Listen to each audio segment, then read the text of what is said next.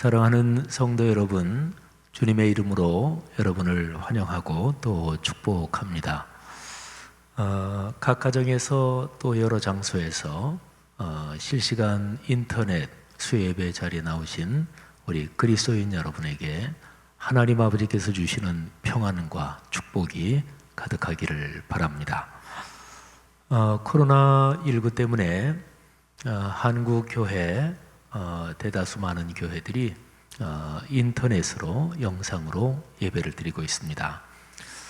그런데 창세 이래 예배는 언제든지 중단된 적이 없습니다. 요한복음 4장 24절 하나님은 영이시니 예배하는 사람이 영과 진리로 예배할지니라 하는 것은 예배의 가장 근본 정신을 가리키는 것인데, 그런데 모이는 예배와 주로 연관된 말씀이라고 볼 수 있고요. 로마서 12장 1절 너희 자신을 거룩한 산 제물로 드리라. 이것은 모이는 예배에서 받은 은혜를 가지고 삶으로 일상에서 흩어져 사는, 그러니까 흩어지는 예배, 일상의 예배를 말합니다. 예배당에 모일 상황이 여러 가지로 안 되고 또 사회적으로 코로나19의 방역을 위해서 모두가 같이 힘을 모아야 하기 때문에, 근데 모이는 예배 잠시 방식을 중단하고 흩어지는 예배의 자리에 우리가 있습니다. 가만히 생각해 보면 하나님께서 우리 한국교회 그리스도인들에게 흩어져서 일상에서 삶으로 드리는 예배가 얼마나 중요한지 새로운 깨달음을 주시는 것도 같습니다. 우리 교회는 이미 광고된 것이 오늘까지 실시간 인터넷 예배로 드린다 이렇게 광고를 했는데, 지금 국내 또는 해외도 그렇고요, 코로나19 상황이 아직까지 안정이 되지 않아서 좀 더 인터넷으로 예배를 드려야 될 상황입니다. 구체적으로 언제까지 인터넷으로 예배를 드리고 또 언제부터 우리 교회당에 모일지는 또 내일이나 모레쯤 우리 성도 여러분들에게 구체적으로 광고를 해드리도록 하겠습니다. 오늘 이 예배를 통해서 하나님께서 우리에게 넉넉한 은혜를 주실 것입니다. 우리 함께 마음을 열고 찬양 같이 하겠습니다. 295장과 497장 1절, 2절, 3절 부르는데요, 마지막 절 전에 간주가 있습니다. 찬양의 가사를 내 온 마음을 다해서 고백하며 입을 열어 찬양할 때 하나님께서 그 가사가 내 마음속에 작동하게, 살아 움직이게 하십니다. 우리 마음을 모아 함께 찬양하겠습니다.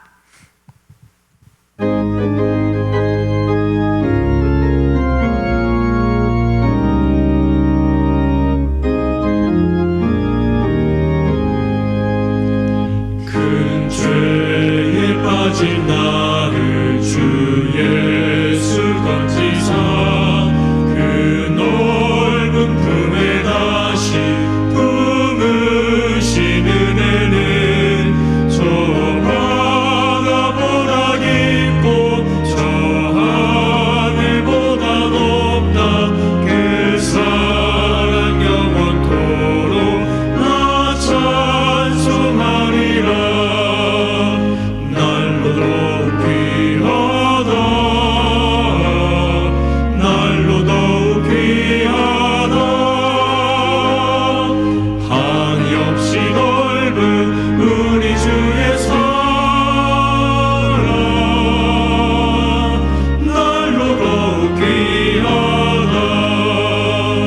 옛날에 유대 땅에 주 예수 다닐 때 그 은혜 받으려고 큰 물이 보였네. 눈 먼저 병든 자를 다 고쳐주셨으니 나 같은 죄인까지 그 은혜 받도다. 날로도 귀하다. 날로도 귀하다.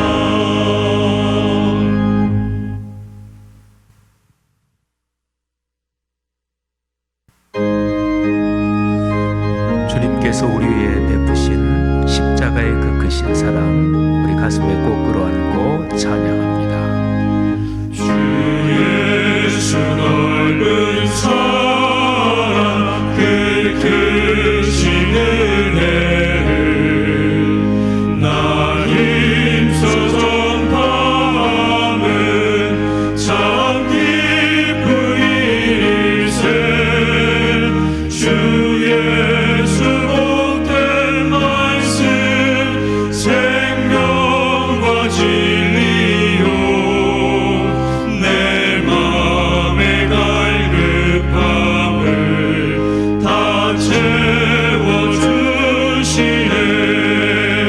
옛부터 전한 말씀 주 예수 크신 사랑 나 항상 전하기 참 기뻐하노라. 이 말씀 전할 때에 내 맘이 기쁘고 그 말씀 전할수록 새 기쁨 넘치네. 구원의 복된 말씀 못 들은 사람이 세상에 많음으로 힘써서 전하세. 예부터 전한 말씀 주 예수 크신 사랑 나 항상 전하기 참 기뻐하노라.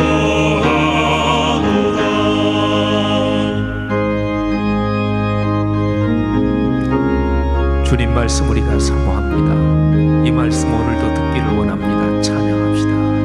이 말씀 들은 사람 또 듣기 원하고 목말라 사모하니 그 말씀 진리라. 그 나라 영광 중에 나 부를 새노래. 예부터 좋아하던 이 말씀뿐일세. 예부터 전한 말씀 주 예수 크신 사랑 나 항상 전하기 참 기뻐하노다.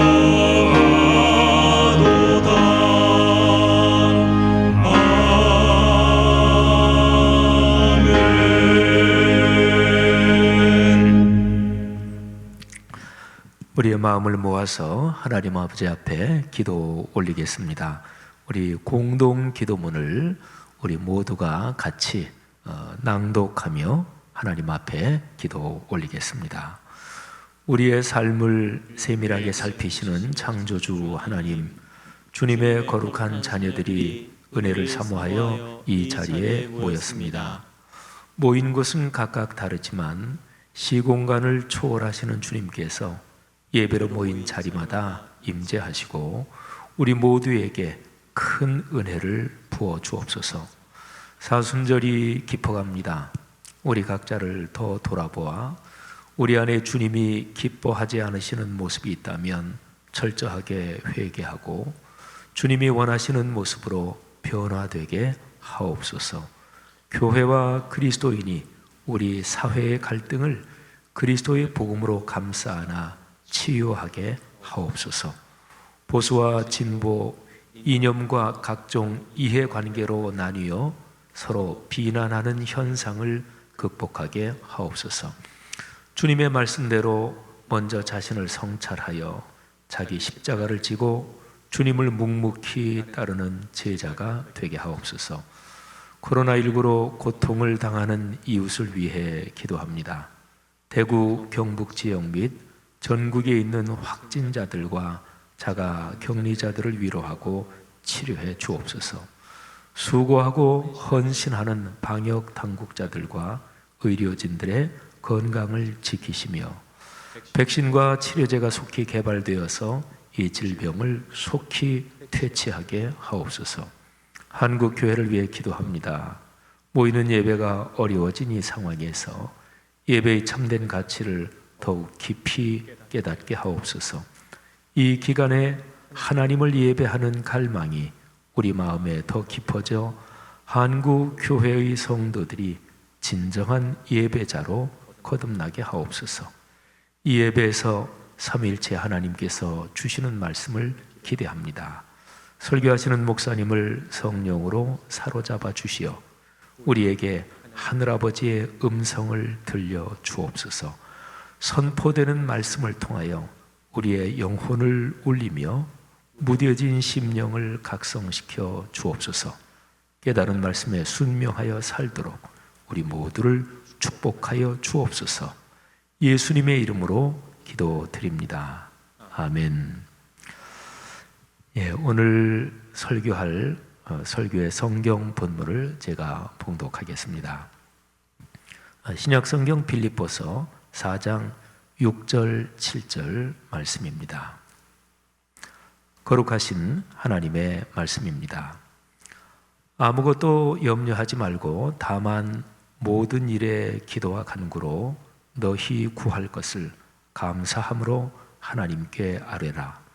그리하면 모든 지각에 뛰어난 하나님의 평강이 그리스도 예수 안에서 너희 마음과 생각을 지키시리라. 아멘. 여러분, 저는 제가 금방 읽어드린 빌립보서 4장 6, 7절 아주 유명한 구절이지요. 저는 이 구절을 아주 오래전부터 알고 있습니다. 제가 교회 나가서 예수님을 저의 구세주로 처음 만난 것이 고등학교 1학년 때니까 46년 전입니다. 교회 나간 지 얼마 안 돼서 제가 이 구절을 암송한 것으로 기억합니다. 이 멋진 말씀과 연관해서 저는 지금까지 46년을 살아오면서 이 말씀을 묵상할 때마다 더 깊은 은혜를 받고 또 전에는 미처 깨닫지 못했던 것을 또 깨닫기도 하고 그랬습니다. 특별히 암송한 말씀을 늘 자기 삶에서 같이 끌어안고 걸어갈 때 그 말씀을 통해서 끊임없이 주님의 은혜가 제게 다가옵니다. 그래서 말씀에서 마치 샘이 솟는 것과 같죠.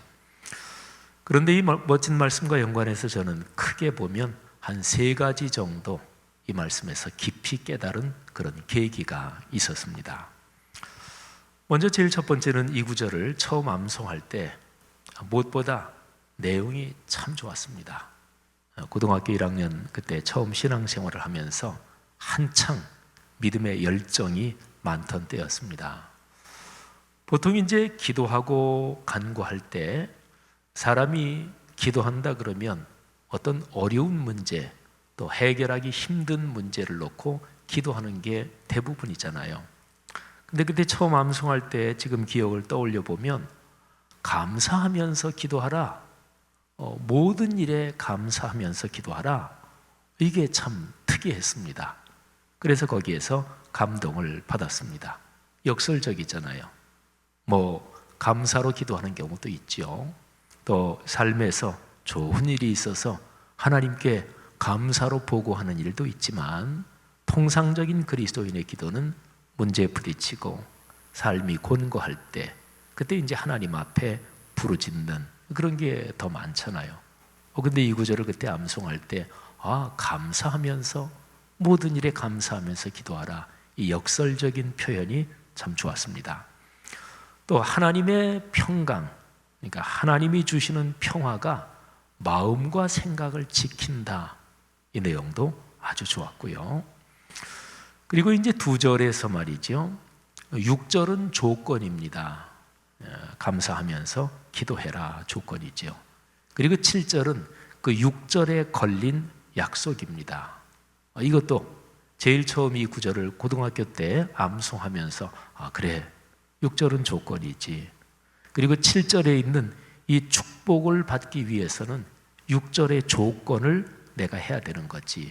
그래서 6절 조건은 내가 그리스도인이 해야 할 일이고, 그리고 그 조건에 걸린 약속은 그렇게 할 때 하나님께서 해 주시는 그런 거죠. 빌립보서 이 구절이 제 신앙생활의 여정에서 제 삶에 처음 들어올 때 무슨 아주 깊은 이해나 특별한 깨달음, 이것보다는 그냥 참 좋았습니다. 아마 그리스도인이라면 누구나 다 그럴 것입니다. 유별난 묵상이나 어떤 탁월한 해석이 없이도 참 그냥 좋은 내용이잖아요. 그냥 이 구절을 가만히 머리에 떠올리면서 이렇게 생각해도 좋고, 또 소리내서 읽으며 낭독하면 내가 낭독하는 목소리가 내 귀에 들리는 거, 말씀은 그렇게 읽는 게 참 은혜가 됩니다. 가장 좋은 것 중에 하나는 암송하는 것입니다. 암송하면 어디에서나 묵상할 수가 있지요. 또 암송은 사람의 머리 기억 속에 굉장히 깊이 새겨놓는 거잖아요. 그러면 생활하면서 이 구절과 뭐든지 연관되는 상황이 있을 때 내가 의식적으로 이 구절을 떠올리려고 해서가 아니고 그냥 이 구절이 자기의 기억의 창고에서 이렇게 나오지요. 또 성령께서 그렇게 연결시켜 주시는 것입니다. 자, 여러분 한번 이 구절을 제가 아까 설교 전에 낭독해서 봉독해 드렸는데 우리 같이 한번 낭독해 봤으면 좋겠어요. 하나님께서 이 멋진 말씀을 지금 여러분 한 사람 한 사람에게 주시는 것으로 믿고 소리를 내서 한번 낭독하는데, 그런 믿음을 가지고 낭독하는 분들마다 이 구절에 담긴 내용이 여러분의 마음과 영혼의 힘과 기쁨을 넘치게 하실 것입니다. 자, 화면에 뜨지요? 같이 읽습니다. 아무것도 염려하지 말고 다만 모든 일에 기도와 간구로 너희 구할 것을 감사함으로 하나님께 아뢰라. 그리하면 모든 지각에 뛰어난 하나님의 평강이 그리스도 예수 안에서 너희 마음과 생각을 지키시리라. 아멘. 여러분에게 그렇게 이루어지기를 축복합니다. 이 구절에 관한 두 번째 깨달음은 제 신학교 시절이었습니다. 신학교 시절 언젠가 정확하게는 정황이 기억이 안 나고요. 근데 어느 날 이 구절을 암송하면서 머릿속에 들어있는 거니까 이렇게 묵상하는데 이 두 절의 내용 가운데서 100%를 의미하는 표현이 몇 개가 나오는데 그게 중요하구나 하는 게 깨달음이 왔어요. 아무것도 염려하지 말라고 했으니까 염려 제로 상태로 기도하라 그런 거죠. 모든 일에 감사하면서 기도하라고 했으니까 제 아무리 근심스러운 문제라도 예외 없이 감사하면서 기도하라 그러는 거잖아요. 또 하나님의 평강은 모든 지각을 뛰어넘는다고 했으니까 사람이 겪는 어떤 일에서든지 그 일과 연관된 정보나 계획이나 판단이나 예측이나 그 어떤 것보다도 하나님의 평화가 더 위에 있다. 그런데 그 평화가 우리의 마음과 생각을 지킨다 그런 것이니까 이게 얼마나 든든한 구절입니까? 이 감동적인 구절에서 그야말로 100%를 뜻하는 그 표현들이 심장입니다. 자, 기록된 대로 이 두 구절 성경 말씀에서요, 염려하면서 기도하면 안 됩니다. 아무것도 염려하지 말고 기도하라 그랬으니까 말씀에서 그렇게 얘기하는데 말씀을 거스르면 안 되잖아요. 어떤 기도든지 기도는 늘 감사하면서 해야 합니다. 우리가 살면서 존재하는, 또 우리가 얻게 되는, 우리가 관계되는 모든 정보, 계획, 판단, 예측 또는 일의 진행, 이 모든 것을 합친 것보다 하나님의 평안, 그게 더 정확합니다. 그게 더 포괄적이고 그리고 아름답고 그리고 행복합니다. 이 두 절에서 100%를 뜻하는 단어, 이 표현들이 제 속에 깨달음으로 다가오면서 제 자신의 모습이 보였습니다. 그리고 사람들이 예수 믿는 사람이든 안 믿는 사람이든 사람들이 일반적으로 사는 삶의 모습이 보였고, 또 특별히 그리스도인들이 신앙생활을 한다고 하지만 그런데 통상적으로 그리스도인들이 신앙생활을 하는 그 모습이 눈에 보이기 시작했습니다. 사람의 일반적인 삶이 어떤가요? 누구나 다 염려, 걱정거리가 있죠. 근심하고 또는 안달하기도 하고 이런 거를 피할 수 있는 사람이 어디 있겠어요? 그래서 사람이 살면서 근심, 걱정거리, 살면서 다 그런 거지.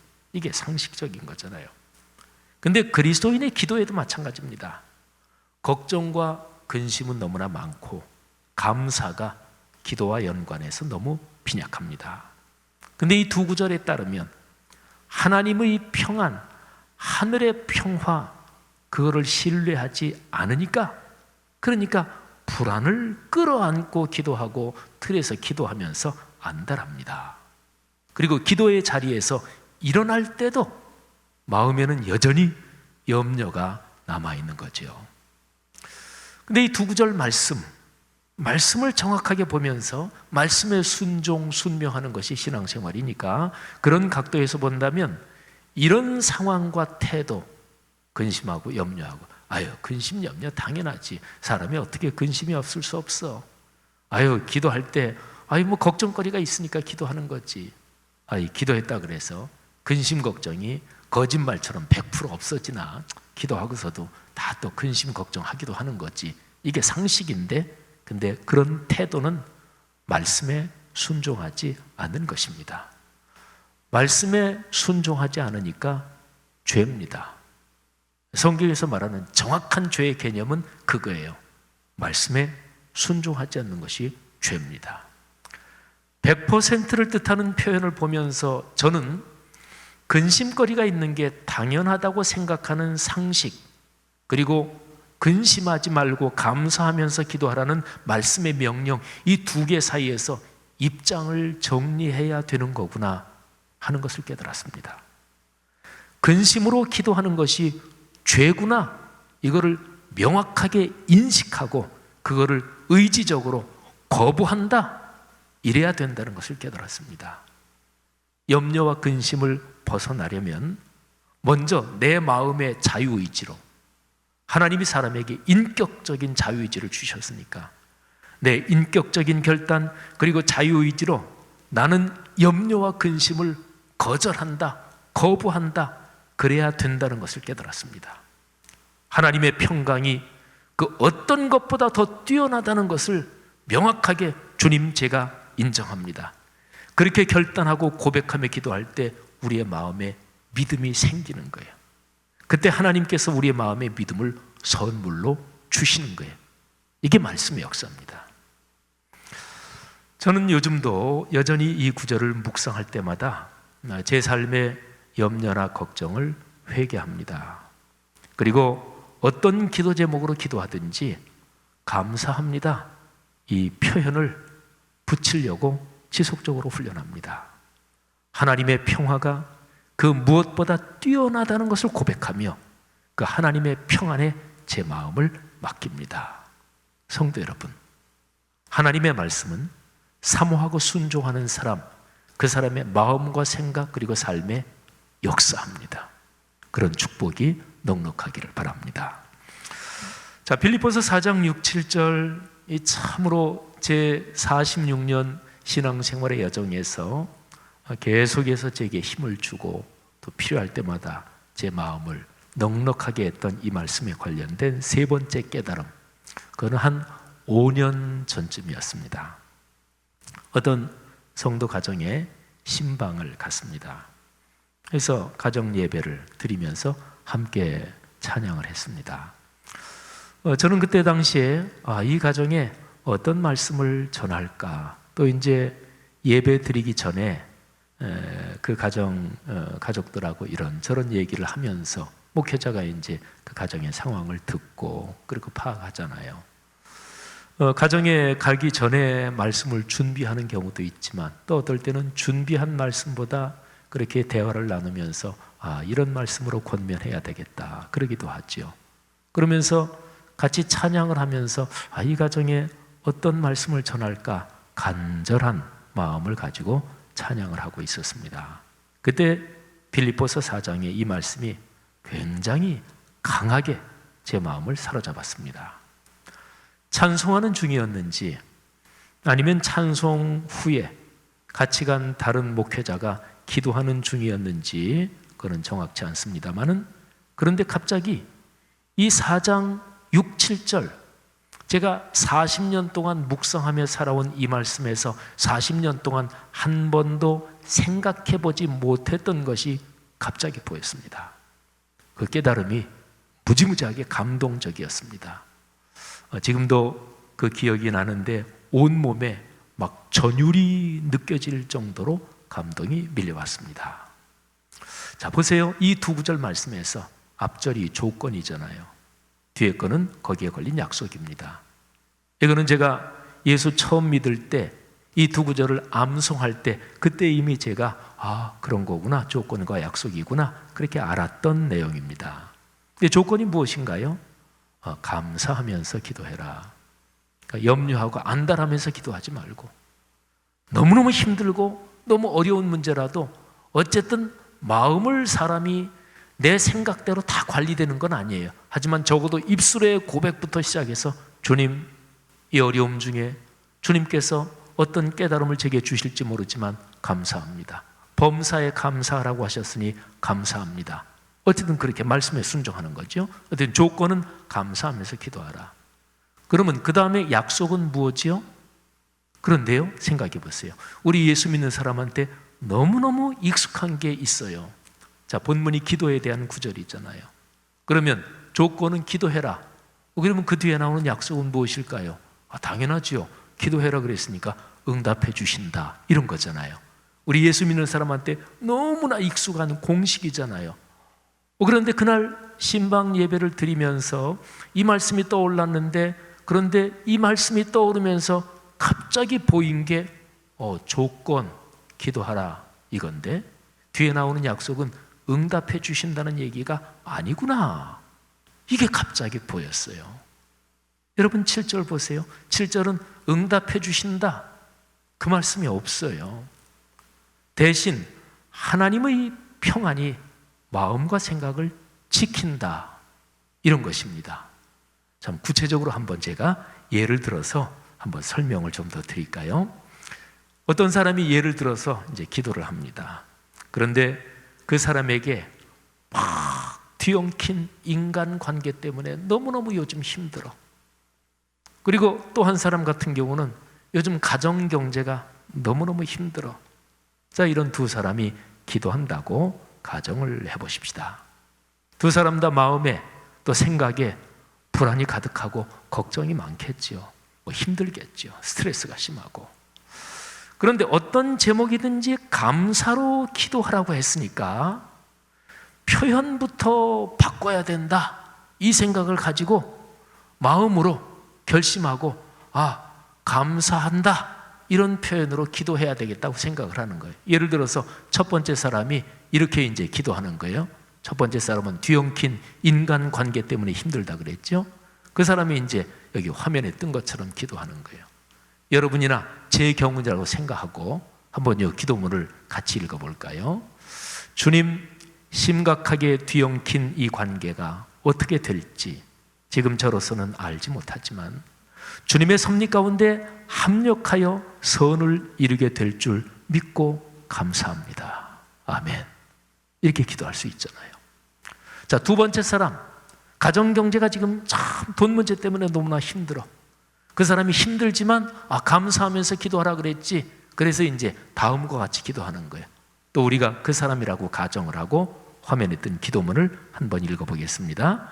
주님, 경제적으로 참 힘들지만 감사합니다. 이 상황에서 제가 깨닫고 성숙하게 하옵소서. 저는 일의 앞뒤를 다 알지 못합니다. 그러나 감사합니다.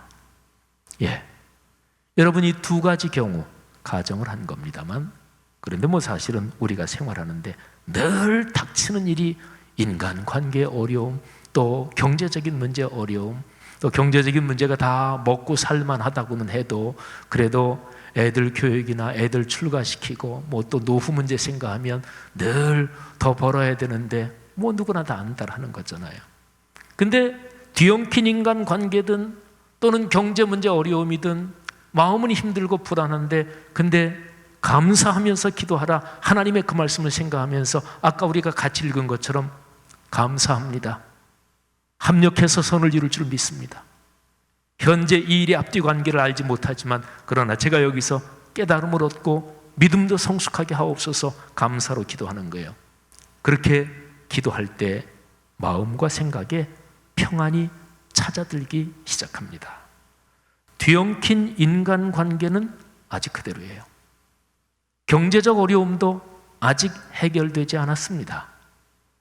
구체적으로는 그 문제에 관한 응답은 구체적으로는 아직은 없어요. 인간관계 수틀린 거, 뭐 그게 갑자기 저쪽에서 전화가 와가지고 아유 내가 미안해요, 뭐 또는 뭐 소송이 걸렸다면 아유 미안해요, 내가 소송 취할게요. 아직 그런 일도 없어요. 뒤엉킨 인간관계 아직 그대로고, 또 경제적인 어려움도 언제까지 어음 막아야 되는데 또는 수금을 해야 되는데 이게 수금이 안 돼서 이것도 아직 풀리지 않은 채로 그대로예요. 그런데 구체적인 어려움은 거기에 대해서 응답은 아직 안 됐어요. 실제적인 현상은 아직 변하지 않았습니다. 그런데 불안과 근심이 가득하던 내 마음과 생각이 변하기 시작하는 거예요. 하나님의 평안이 내 마음속에 차오르기 시작하는 거예요. 여러분, 무슨 일이 일어난 것일까요? 하나님 아버지께서 주시는 하늘의 기쁨과 평화가 내 마음에 내려앉은 것이고 그러면서 이게 점점 커지기 시작하는 거예요. 여러분 한번 생각해 보십시오. 어려움이 왜 어려움인가요? 그거는 마음에 근심과 불안을 주니까 어렵다 그러는 거잖아요. 그러면 마음에서 불안과 염려가 사라지고 현상적으로는 문제는 아직 있는데 마음에 걱정이 별로 안 되고 평안과 기쁨이 가득하다. 그러면 사실은 그 어려움은 이미 어려움이 아니잖아요. 그러니까 우리 마음에 하나님께 대한 신뢰와 믿음이 커지는 거예요. 용기가 커지고 그러면 생각이 넉넉해져요. 생각이 잘 움직입니다. 그러니까 불안하고 쪼들리고 할 때는 스트레스가 많으면 생각도 안 돌아가요. 근데 평안이 넘치니까 생각도 넉넉하게 작동하면서 이런 방법도 있네, 이런 방법도 있네. 지혜가 작동하기 시작하고 긍정과 희망으로 문제를 해결해 나가기 시작하는 거예요. 전에는 문제가 너무 커 보였어. 절벽 같고 산처럼 커 보였습니다. 내 마음은 겁먹어서 쬐끄만해져 가지고 거대한 산 앞에서 떨고 있었습니다. 그런데 이제는 아닙니다. 문제가 작아 보입니다. 내 마음이 커진 거예요. 세상 말로 말하면 배짱이 생긴 거예요. 내 생각에는 문제를 해결할 방안이 이것저것 떠오르는 거예요. 전에는 뭐 길이 하나도 없다 이렇게 생각했는데 이제 보니까 이렇게 하면 되겠네, 이렇게 하면 되겠네 생각이 떠오르는 거예요. 여러분, 무슨 일이 일어난 것일까요? 하늘이 그랬습니다. 하늘의 평화가 내 마음에 내려앉는 것입니다. 이것이 바로 하나님의 선물입니다. 자, 하나님은요, 우리가 어려운 문제에 부딪혔을 때, 우리가 기도할 때 금방 그 문제 자체를 이렇게 해결해 주지 않습니다. 지혜로운 엄마는 조그만 아이가 넘어졌을 때 금방 쫓아가서 얼른 아이를 일으켜주지 않습니다. 그건 지혜롭지 못한 엄마죠. 아이고 우리 애기 넘어졌네, 한번 일어나봐. 그래서 아이가 일어나, 잘했어, 대단해, 이렇게 하는 거죠. 얼마 전에 반려동물에 대한 TV 프로그램을 봤어요. 세상에 나쁜 개는 없다 이런 프로그램인데 거기 보니까 반려동물들도 주인이 잘못 기르면 반려동물들도 주인을 그렇게 자기들은 본능적으로 이용하는 거겠지만, 사랑하신 여러분, 하나님은 우리가 문제 때문에 힘들어하고 간절히 간구할 때 금방 그 문제를 풀어주지 않습니다. 그것보다 더 근본적으로 우리를 도와주세요. 우리 자신을 먼저 충분히 강하게 하십니다. 그리고 결국에는 하나님의 도우심과 우리 자신이 강하게 되면서 신명나는 행동으로 뒤엉킨 인간관계도 해결이 되고, 그리고 경제적인 어려움도 해결이 되는 거죠. 자, 성도 여러분, 제가 영화 장면을 하나 보여드리겠습니다. 1997년에 제작된 영화니까 한참 옛날 영화죠. 제가 부교육자분들 중에서 젊은 분들한테 이거 옛날 영화인데 본 적 있느냐고 했더니 옛날에 봤대요. 그래서 아니 옛날 영화인데 어떻게 보셨냐고. 제목이 에어포스 1입니다. 미국 대통령 전용기를 에어포스 1이라고 그래요. 대통령 전용기. 근데 그 영화에서 테러범이 에어포스 1을 납치해요. 그래서 비행기 안에서 뭐 총격도 벌어지고 뭐 등등. 그래서 비행기 안에서 싸움이 벌어지는 거죠. 근데 미국 대통령을 구하기 위해서 다른 비행기들이 이제 출동합니다. 뭐 전투기도 출동하는데 뭐 전투기가 비행기 쏘면 대통령 죽으니까 안 되죠. 근데 다른 어떤 비행기도 출동해서 이 공중에서 이 대통령을 이쪽 출동한 비행기 쪽으로 구하는 거예요. 근데 마지막 장면에 보면 대통령이 그 테러범하고 막 싸우는 거예요. 그래서 저 공중에 다시 출동한 그 비행기로 옮겨 타려고 하는데 테러범이 막 싸우고, 근데 대통령이 테러범을 제압합니다. 그리고 대통령이 다른 비행기에 옮겨 탑니다. 그리고 원래의 대통령 전용기 에어포스 1은 바다에 그냥 추락합니다. 어떤 비행기가 에어포스 1인가요? 물론 저 영화에서는 바다에 추락한 그 큰 비행기. 근데 에어포스 1은 미국 항공 관제탑에서 대통령이 탄 비행기를 부르는 콜사인이에요. 그러니까 호출 명칭이죠. 근데 비행기 자체가 중요한 게 아닙니다. 대통령이 그 안에 탔느냐, 이게 중요하죠. 그러니까 평범한 비행기지만 미국 대통령이 탑승하는 순간부터, 아까 영화에 나오잖아, 이제 지금부터 리버티 24는 에어포스 1 콜사인이 바뀝니다. 에어포스 1입니다. 그러니까 순간부터 그 비행기의 비행 호출명 콜사인이 에어포스 1이 됩니다. 그리스도인 여러분, 여러분 안에 하나님께서 계십니다. 고린도전서 6장 19절 말씀을 한번 같이 낭독하겠습니다. 다 같이 한번 읽죠. 너희 몸은 너희가 하나님께로부터 받은 바 너희 가운데 계신 성령의 전인 줄을 알지 못하느냐. 너희는 너희 자신의 것이 아니라. 아멘. 하나님의 자녀들이요, 여러분 한 사람 한 사람이 바로 하나님 나라의 에어포스 1입니다. 하나님이 여러분 안에 성령을 통해서 계시기 때문에 그런 거죠. 우리가 감사하며 기도할 때 하나님께서 우리에게 주시는 축복, 빌립보서 4장 7절의 그 약속은 사실은 하나님 당신 자신을 우리에게 주시는 거예요. 하나님의 평안이 우리 마음과 생각을 지킨다는 게 바로 그런 뜻입니다. 성도 여러분들이요, 요즘 여러분들이 힘들어하는 문제가 무엇인가요? 그 문제를 빌립보서 4장 6절 7절 말씀에 대입하십시오. 그리고 빌립보서 이 멋진 말씀을 하나님 아버지께서 지금 나에게 주시는 말씀으로 믿고 고백하시기를 바랍니다.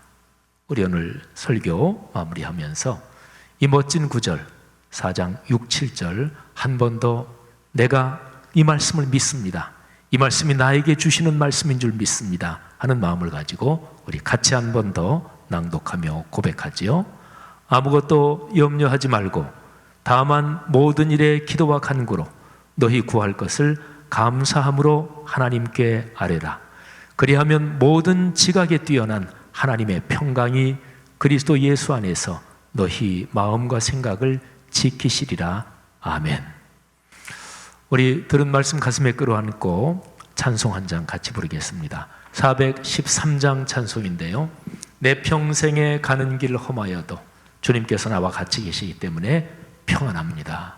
제가 주님의 평안 믿고 신뢰하며 살아갑니다 하는 고백이죠. 다 같이 찬송하는데 1, 2, 4절 그리고 4절 전에 간주 잠깐 하겠습니다.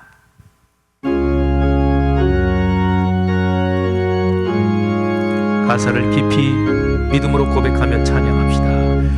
내 평생에 가는 길 순탄하여 늘 잔잔한 것 같은지 그 풍파로 무섭고 어렵든지 나의 영혼은 늘 변하라. 내 영혼 평안해. 내 영혼 평안해. 저항이는 우리를 삼키려고 입 벌리고 달려와도 주 예수는 우리의 대장을 끝내 싸워서 이기리라. 내 영혼 평안해. 내 영혼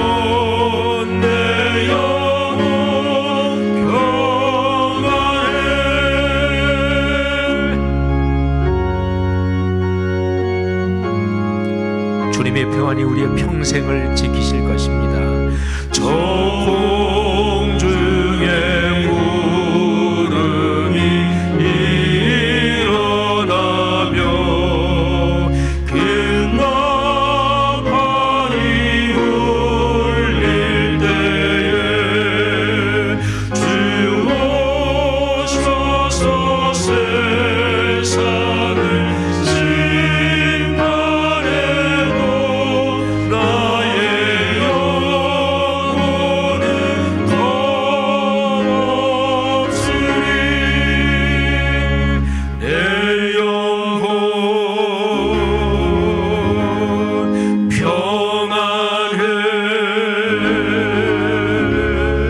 내 영혼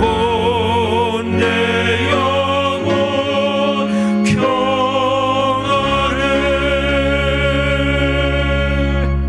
아멘, 아멘. 이 시간에 들은 설교 말씀과 또 우리가 지금 고백한 413장 찬양의 가사 또 찬양의 고백 우리의 마음에 끌어안고 하나님 앞에 결단하며 기도하겠습니다.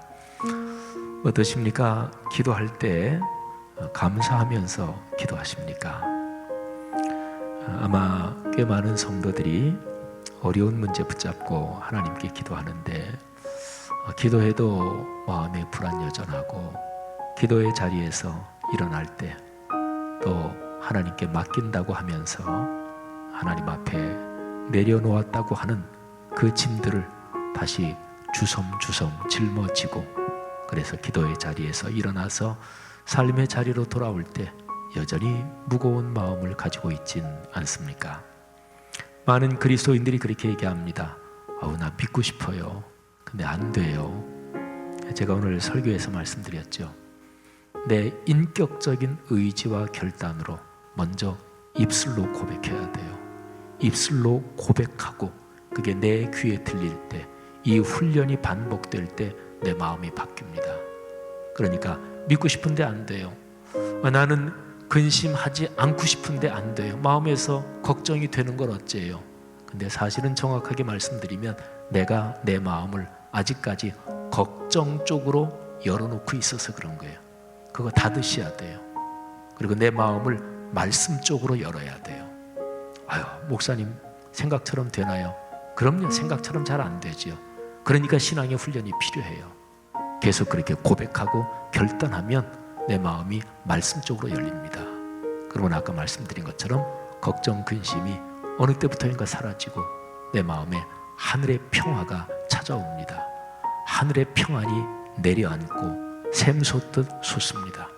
이 시간에 다 같이 들은 말씀 고백한 찬송 붙들고 오 주님 그렇게 믿습니다. 빌립보서 4장 6, 7절 말씀대로 살겠습니다. 다 같이 잠시 동안 통성으로 기도하겠습니다. 하나님 아버지 은혜를 진심으로 감사합니다. 이 시간에 말씀을 듣고 또 찬양으로 우리 마음을 고백했습니다. 내 평생에 가는 길 험하여도 그러나 주님의 평안이 내 삶에 나와 같이 계시는 것 저희가 믿습니다. 하나님 아버지, 세상에는 근심 걱정거리가 수도 없이 쌓여 있지만 그런데 내 마음을 근심 걱정에 열어주지 않겠습니다. 하나님, 기도할 때마다 감사합니다. 나는 지금 이 일에 손을 다하지 못하고 나는 이것을 도무지 다 파악할 수 없지만 이 어려운 일이 내게 왜 닥쳤는지 나는 이유를 다 알 수 없지만 그러나 합력하여 선을 이루시는 하나님의 능력을 믿습니다. 하나님 아버지, 하나님께서 이 모든 일을 통해 우리에게 깨달음을 주시고 우리의 믿음을 더 성숙하게 하실 것을 믿습니다. 그래서 지금 어려운 거침돌처럼 보이는 것도 내 삶이 더 성숙하는 디딤돌인 게 될 것을 믿습니다.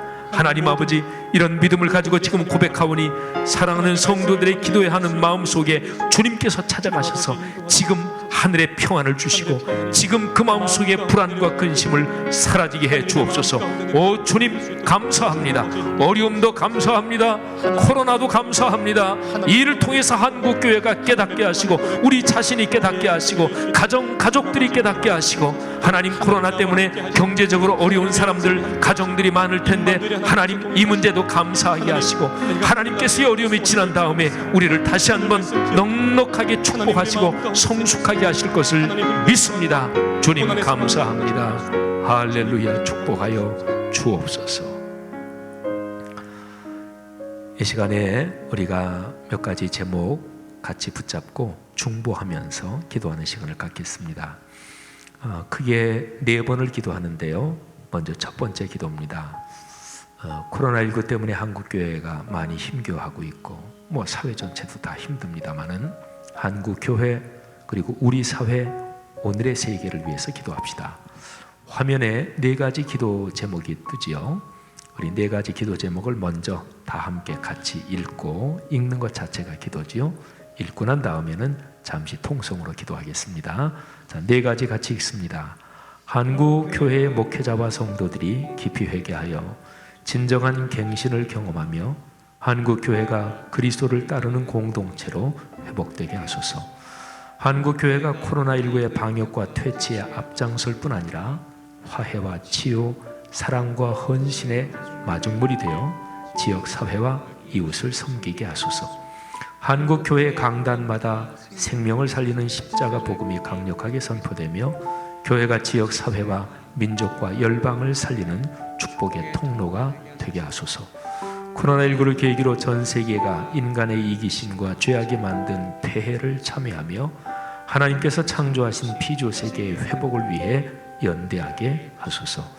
4가지 같이 읽은 기도 제목 붙잡고 한 1분 정도 통성으로 기도하겠습니다. 하나님 아버지, 은혜 감사합니다. 그렇습니다. 감사로 기도하라고 하셨으니 이 시간은 감사로 기도하겠습니다. 한국교회가 코로나19의 상황 속에서 자신을 깊이 성찰하며 말씀에서 엇나간 사람들 깨닫게 하시고 주님 앞에 회개하게 하옵소서. 한국교회가 새로워지며 믿음이 더 연단되는 계기가 되게 하시기를 간절히 원합니다. 하나님 아버지, 더 자신을 정직하게 또 맑게 성찰할 수 있는 영의 눈, 마음의 눈이 뜨이게 하시기를 간절히 원합니다. 하나님 아버지, 우리 사회가 많이 어려워하고 있습니다.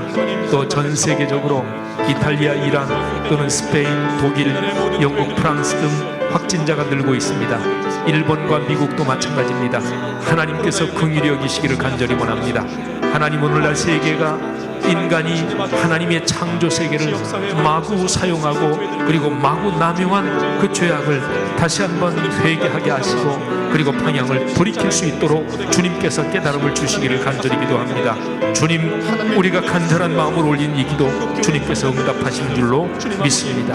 감사합니다. 두 번째 기도 덩어리입니다. 코로나19 방역과 극복을 위한 좀 더 구체적인 기도 같이 올리죠. 네 가지 기도의 문장들 같이 읽겠습니다. 우리나라, 중국, 일본, 미국, 이탈리아 등 세계 모든 나라를 지키시고 지구촌이 힘을 모아 이 위기를 함께 이겨내게 하소서.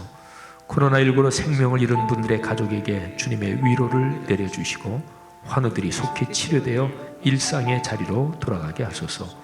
방역과 치료의 일선에서 몸을 아끼지 않고 헌신하는 분들을 지켜주시고 건강과 용기로서 사명을 끝까지 잘 감당하게 하소서.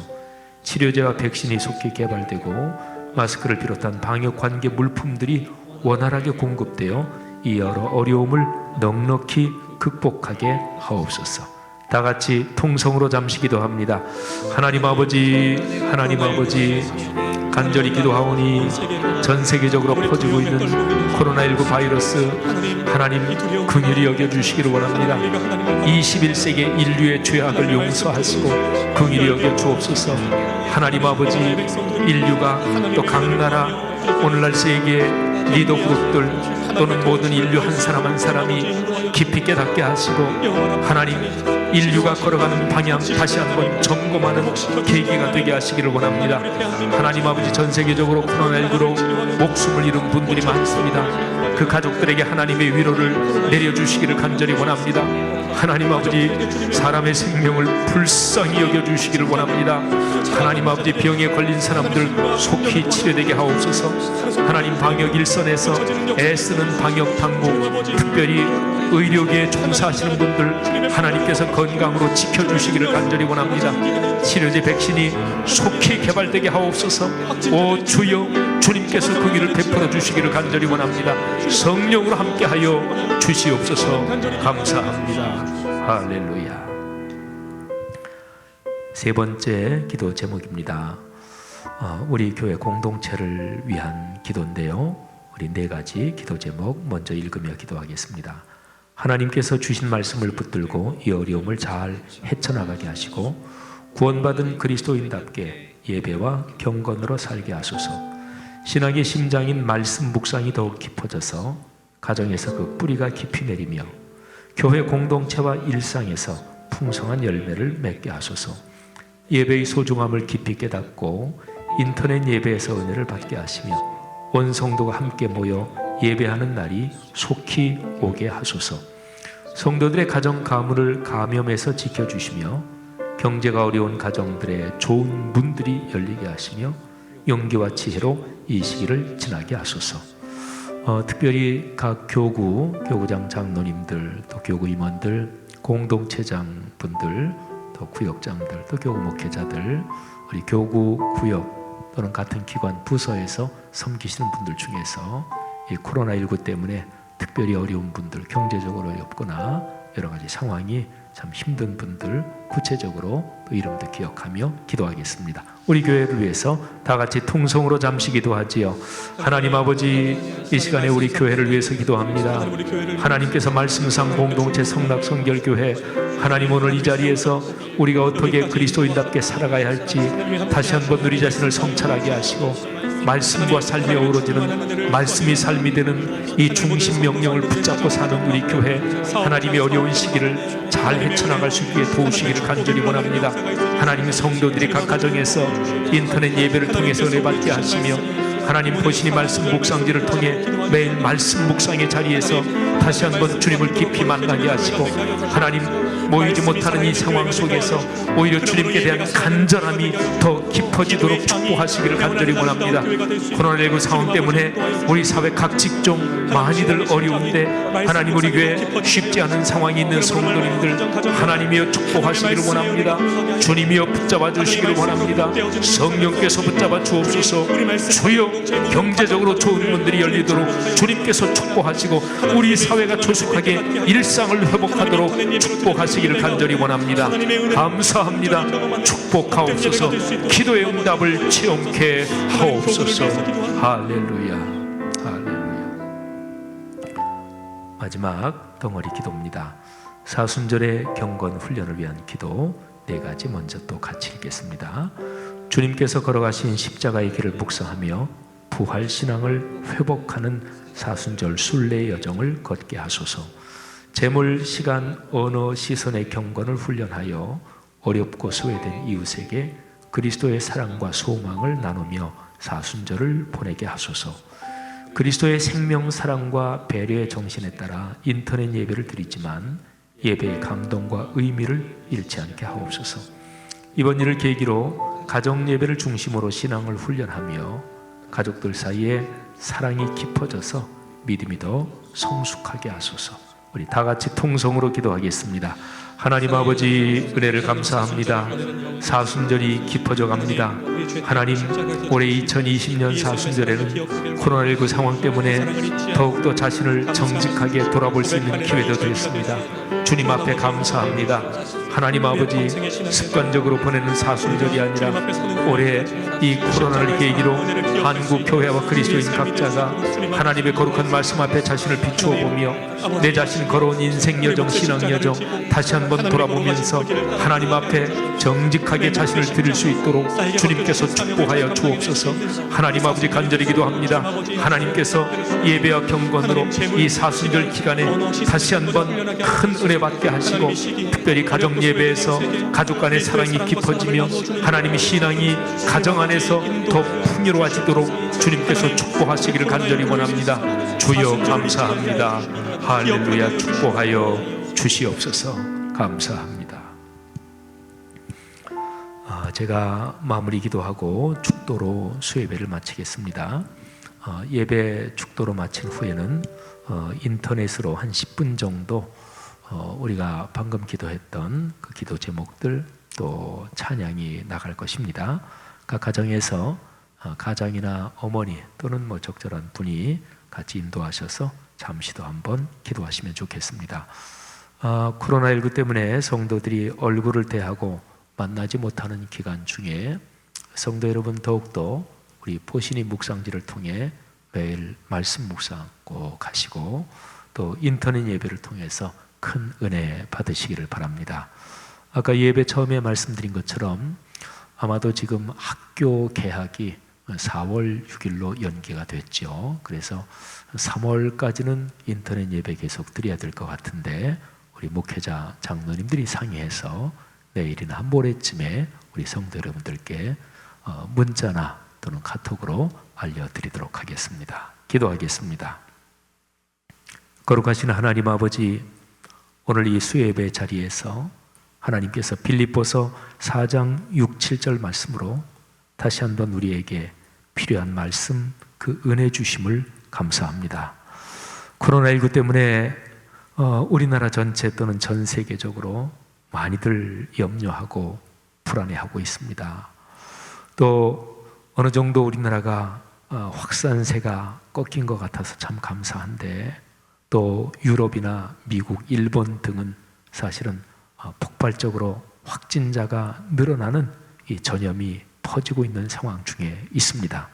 하나님, 빌립보서 4장 6, 7절에 이 거룩한 은혜가 우리 한국교회 그리스도인뿐 아니라 우리 사회, 오늘의 세계에 임하게 하여 주시옵소서.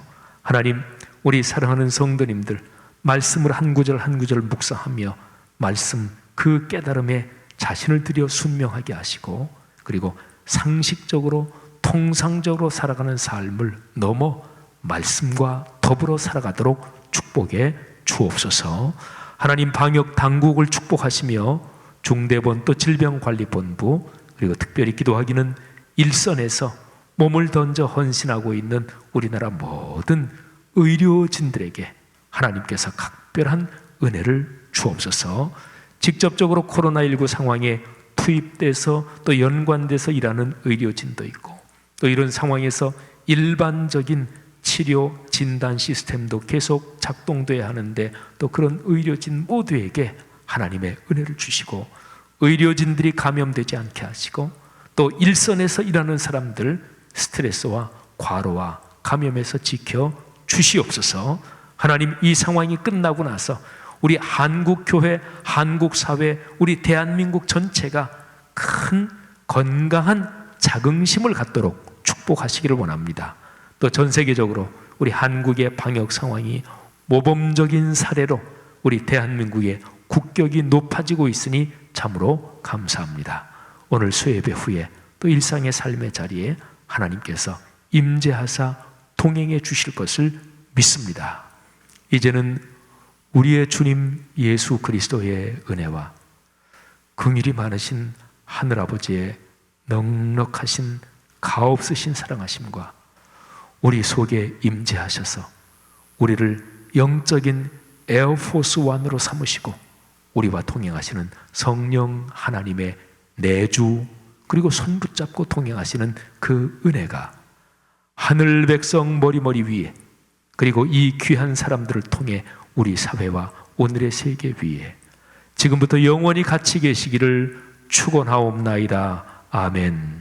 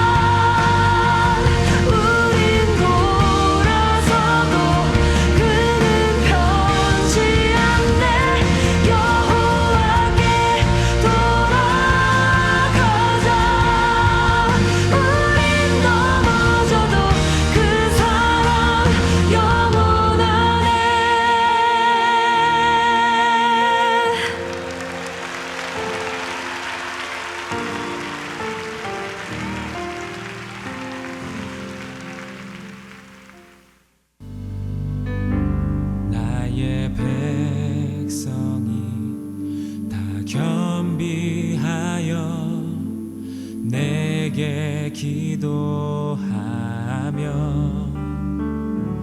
나의 얼굴을 구하여서 그 악한 길 떠나며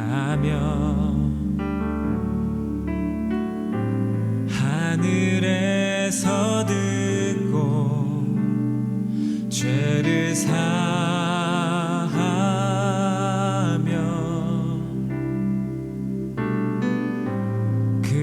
그들의 땅을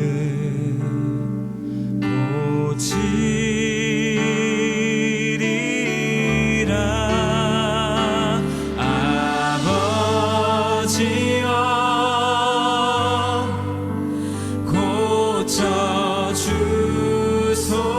고쳐주소서. 이 나라 주의 것 되게 하소서. 주 하나님 간절히 기도하오니